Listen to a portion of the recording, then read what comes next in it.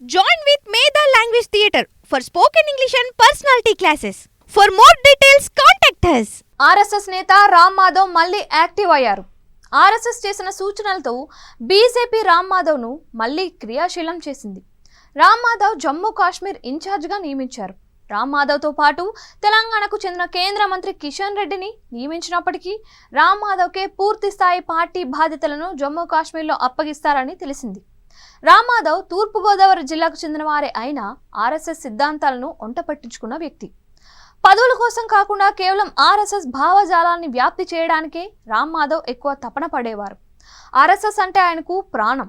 రామ్ మాధవ్ కాకినాడలో చదివారు. అమలాపురంలో ప్రాథమిక విద్యను మొత్తం పూర్తి చేశారు. తరువాత కాకినాడలో పాలిటెక్నిక్ పూర్తి చేశారు. అనంతరం ఇంజనీరింగ్ను కూడా పూర్తి చేశారు. అంతేకాదు పొలిటికల్ సైన్స్లోనూ పట్టాను పొందారు. సమగ్రమైన అవగాహన ప్రతి అంశం మీద ఉంది. జాతీయ అంతర్జాతీయ విషయాల పరిణామాలపై అవగాహన ఎప్పటికప్పుడు ఏర్పరచుకుంటూ మంచి పట్టు సాధించుకున్నారు అన్న పేరుంది. విషయ పరిజ్ఞానంతో పాటు ఆత్మవిశ్వాసంతో ఆయన ఏ విషయంపైనైనా మాట్లాడతారు. ఆయన మాట్లాడుతుంటే శ్రోతలు చెవులు అప్పగించి వినాల్సిందే.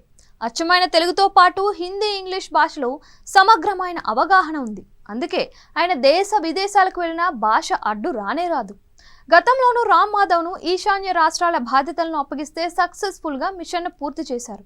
ముఖ్యంగా దాదాపు 25 ఏళ్ల కమ్యూనిస్టుల అడ్డాలో ఉన్న త్రిపురలో కాషాయ జెండా ఎగరడానికి కారణం రామ్ మాధవే.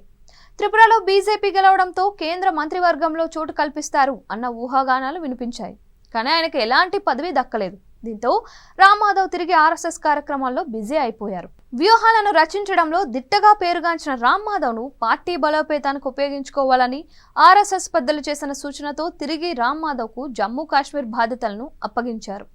ఇటీవల జరిగిన లోక్సభ ఎన్నికల్లో భారతీయ జనతా పార్టీ అనుకున్న సీట్లు సాధించలేకపోయింది. ఒక రకంగా చెప్పాలి అంటే ఇండియా కూటమి త్రుటిలో అధికారాన్ని కోల్పోయింది.